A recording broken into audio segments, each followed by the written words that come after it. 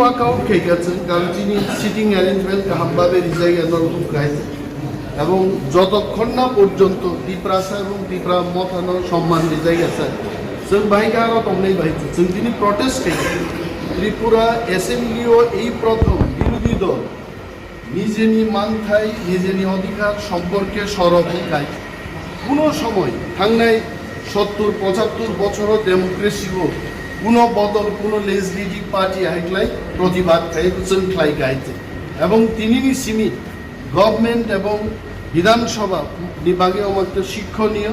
যে প্রতিটি মেম্বার জনগণ ভোট বিভাগমানি বরণ সম্মান রই পপ সানারি অধিকার মারে নেই